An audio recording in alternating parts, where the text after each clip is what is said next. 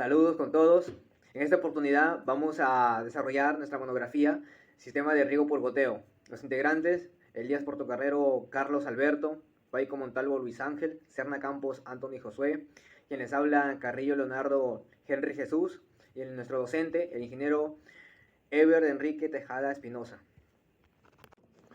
Bueno, los temas que vamos a desarrollar: primero, la introducción; después, los fundamentos básicos; luego, componentes del sistema; luego, diseño agronómico, diseño hidráulico, manejo del sistema y finalmente el mantenimiento. Introducción. El agua es muy importante en nuestro planeta, es fundamental, por lo tanto tenemos que ser mucho más eficientes con ella. Por eso que tenemos que implementar sistemas de riegos que sean eficientes, así como el de goteo, y eso también deben implementarlos los pequeños agricultores. Bueno, vamos a hablar de los fundamentos básicos. Tenemos la descripción del método.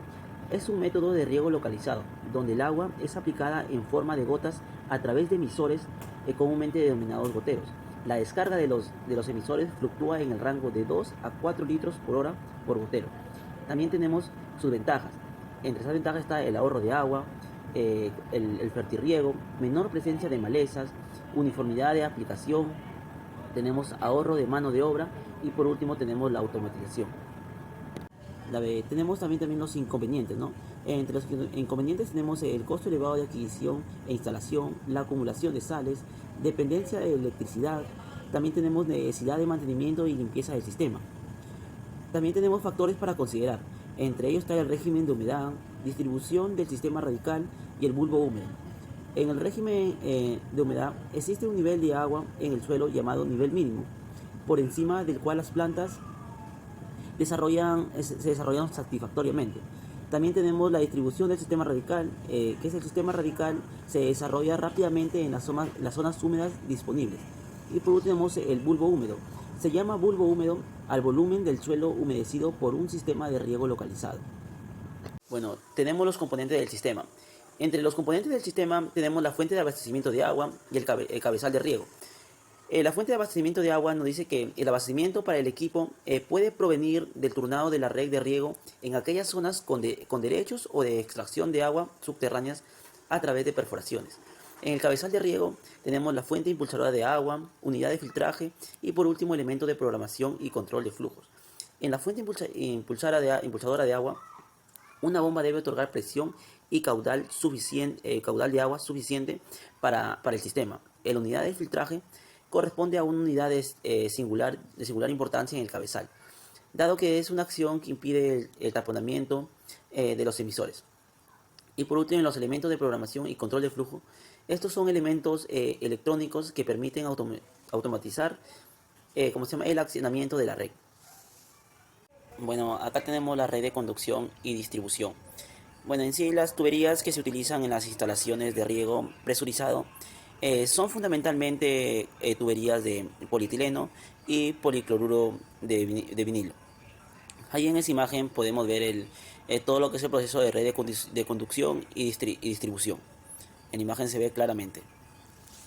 Bueno, acá hablaremos de los emisores. Tenemos goteros y cintas. Los goteros tenemos de laberinto y también tenemos tipo vortex, es decir, de botón. Los goteros de laberinto son de largo conducto que obligan al agua a un recorrido en forma tortuosa y pérdida de presión. En tipo vortex de botón, en este caso el agua, después de atravesar un orificio, ingresa a una pequeña cámara en forma tangencial, originando un movimiento en espiral que ocasiona una pérdida de carga y luego sale al exterior en forma de gota. En cintas tenemos el auto compensados. Bueno, el flujo es turbulento y en su interior poseen una membrana de silicona que se deforma por la diferencia de presión del agua antes y después de la misma, modificando el conducto de paso y manteniendo el caudal constante. Ahí podemos ver una imagen en la diapositiva. También tenemos no compensados. Esos no tienen mecanismo de regulación de caudal y varían en función de la presión. En el punto número 4 tenemos el diseño agronómico, y para este vamos a tener que hallar la evapotranspiración de los cultivos.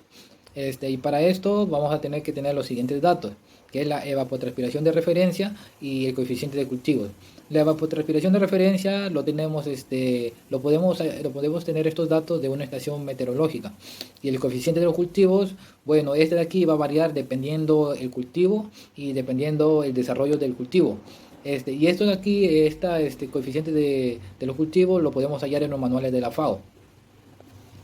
En el punto número 2 tenemos el cálculo de las necesidades de riego. Aquí vamos a hallar la necesidad neta de riego.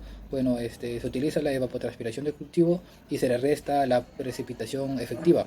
Y en eficiencia de aplicación de riego, como es un riego por goteo, vamos a tener una eficiencia de 90%. Y para la necesidad de bruta de riego, bueno, aquí es el agua que se debe suministrar por el sistema de riego para asegurar que el cultivo reciba todo el agua que necesita. Y aquí, a la necesidad de neta de riego, la dividimos entre la eficiencia de aplicación de riego y la multiplicamos por 100. Frecuencia y tiempo de riego. Para poder hallar esto, vamos a necesitar hallar unos datos primero, como la capacidad de campo, que es el contenido de agua con la que queda un suelo después de haber sido regado abundantemente y haber drenado libremente por 24 a 48 horas. Después tenemos el punto de marchitez permanente, que es la condición de humedad de suelo en la que las plantas no logran absorber el agua o bien lo hacen con extrema dificultad, experimentando una marchitez irreversible. También tenemos la profundidad de suelo, y es aquella profundidad en la que las raíces de la planta pueden penetrar sin mayores obstáculos. Y luego tenemos por último también la pedregosidad, que es el porcentaje de piedras presentes en este perfil. Bueno, con los datos hallados en la diapositiva anterior vamos a poder hallar la humedad aprovechable. Y también vamos a necesitar hallar el umbral de riego o valor crítico de riego, que en general varía entre un 20 a un 60% de la humedad aprovechable. Bueno, el umbral de riego indica el nivel de humedad de suelo que se espera para volver a regar. Bueno, también hallaremos las densidades de emisores, que son todos los goteros que puede haber en una determinada área. Y bueno, esto se halla dividiendo 10.000 entre la distancia entre emisores y la distancia sobre la línea que porta los emisores. Bueno, y también hallaremos la precipitación bruta del sistema, que se halla con la densidad de emisores del sistema y el caudal del emisor. Y con estos datos ya podemos hallar el tiempo de riego y la frecuencia de riego. Bueno, ahora como hallamos el tiempo de riego. El tiempo de riego se obtiene de la demanda hídrica, precipitación bruta del sistema y la eficiencia del sistema. Efectuando esa fórmula podemos hallar el tiempo de riego. Y para la frecuencia de riego, para calcular la frecuencia de riego, es decir, cada cuánto se llenará ese estanque, que es el suelo, se consideran los siguientes datos: el agua fácilmente aprovechable y el consumo de agua que tiene cultivo. Y de esta manera hallamos la frecuencia de riego. 5. Diseño hidráulico. Consideraciones preliminares. Primero, el caudal, que se expresa en litros por segundo, litros por minuto, litros por hora. La presión, que se expresa en atmósferas, metros por columna de agua, bares, también pascales. Y también otra consideración son las pérdidas en pendientes. Es que cuando la pendiente es ascendente, hay una pérdidas de presión. También otra consideración es la sectorización de riego. Eso es cuando las áreas, ejemplo de un fondo que sea muy amplio, se tienen que dividir. 5.2. Red de tuberías. Siempre se va a tener una tubería primaria, luego se va a dividir en la tubería secundaria y terciaria. En este caso, cuando el campo es muy amplio, se va a distribuir en los sectores. Y también tenemos las laterales de riegos, que estas son cintas y que van a ir distribuidas por los surcos. 5.3. Peras de cargas de tuberías. Número de Reynolds. Este es un parámetro adimensional que nos va a ayudar si el flujo es turbulento o es laminar. También tenemos la ecuación de Darcy-Weisbach, que nos ayuda a hallar la pérdida de cargas. Bueno, ahí como se ve en la fórmula, HF es la pérdida de cargas, F es el factor de fricción. Bueno, es de acuerdo, este valor toma según el flujo, si es turbulento o es laminar. También L, que es la longitud de tuberías, el caudal y el diámetro interno de la tubería. Pérdidas de cargas en la tubería principal y secundaria. Las pérdidas primarias se producen cuando el flujo se pone en contacto con la superficie de la tubería. Esto provoca que se rocen unas capas con otras, flujo laminado, o de partículas de fluidos entre sí, flujo turbulento. Bueno, ahí tenemos la fórmula, el HF, que es la pérdida de cargas. Tenemos parámetros conocidos como el caudal, longitud, y lo más interesante aquí es el factor de rozamiento, que de acuerdo al material de la tubería toma un valor determinado. Uniformidad de riego. Un parámetro importante en el diseño hidráulico es determinar el caudal uniforme de los emisores en el sistema de riego, con la finalidad que cada planta reciba el mismo caudal o volumen de agua. Coeficiente de uniformidad. Bueno, ahí vemos la fórmula. El QM es el caudal medio de una instalación de riego Y el Q25 es el caudal medio de los emisores que constituyen al 25% que erogan el más bajo caudal. En el punto 6 tenemos el manejo del sistema, que hemos resaltado el control de humedad, donde está el tensiómetro y los sensores de humedad, tanto en suelo y humedad. En el tensiómetro, que sirve para medir el esfuerzo que hace la raíz para absorber el agua, y en los sensores de humedad es la cantidad volumétrica de agua que hay en el suelo, ¿no?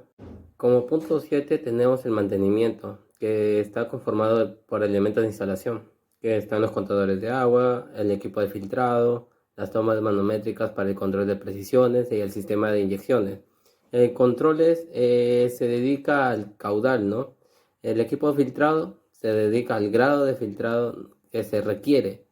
En cambio, las tomas de manométricas, indicadores de problemas de obstrucciones. Y por último, las inyecciones correctas de soluciones de fertilización de productos preventivos, que es el sistema de inyecciones. Pues como punto 2 tenemos los problemas de obturaciones, que pueden ser tipo físico, obturaciones químicas y obturaciones biológicas. Lo físico es la filtración adecuada y la cantidad, ¿no? En cambio, en la química es la determinación del agua y llevarlo a un laboratorio para un análisis químico. Y en lo biológico es prevenir alguna alga que pueda atacar o con un algicida. Con esto acaba nuestra exposición. Gracias.